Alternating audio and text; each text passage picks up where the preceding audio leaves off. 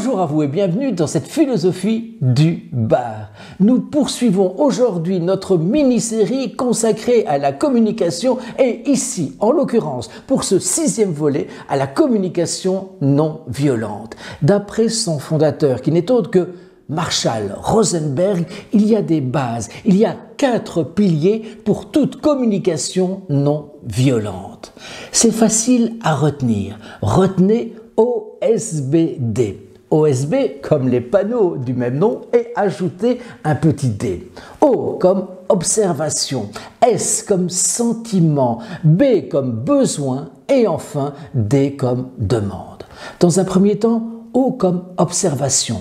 Vous observez sans porter de jugement de valeur, sans généraliser. On dit bien trop souvent, tu es tout le temps en retard, tu es toujours triste, tu es toujours désagréable. On ne peut jamais te faire confiance. Non, s'il vous plaît, essayez de ne plus utiliser désormais les toujours, les jamais. On reprend notre exemple de « tu es tout le temps en retard ». Plutôt que de dire « tu es tout le temps en retard », on pourrait dire ceci. Nous nous étions donné rendez-vous à 18 h. Il est 18h20, j'aurais aimé que tu m'avertisses, j'aurais aimé que tu me préviennes. O, observation. S, le sentiment, le ressenti. Partagez vos émotions. Quand tu me dis cela, je me sens rabaissé, je suis triste, je suis attristé. O, S, B. B comme besoin. Et Marshall Rosenberg nous dit ceci.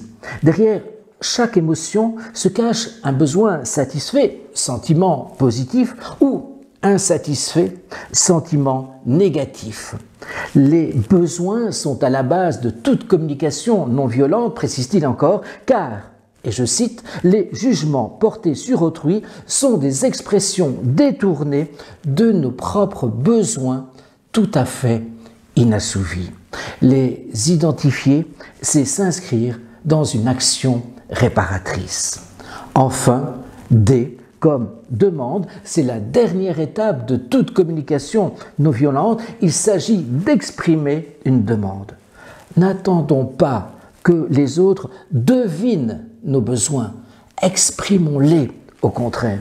Ainsi, nous évitons de porter des jugements hâtifs et aussi faux sur ceux qui nous entourent, sur ceux que nous aimons.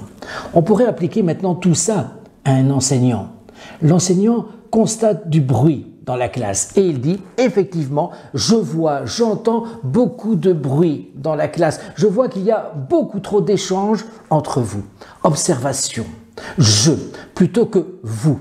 Parce qu'à partir du moment où vous dites vous, eh bien, ou tu, bien sûr, pour un étudiant, vous portez un jugement de valeur. Si vous dites tu parles trop, vous parlez trop fort, vous énoncez justement un jugement de valeur.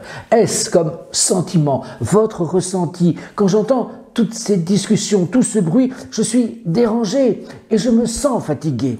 B comme besoin. J'ai besoin de calme pour travailler. J'ai besoin de silence à ce moment-là de la leçon. Et enfin, D comme demande.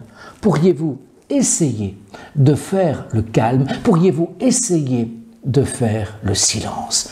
Voici donc les 4 piliers de toute communication non violente. OSBD, observation, ressenti, sentiment, besoin et enfin demande.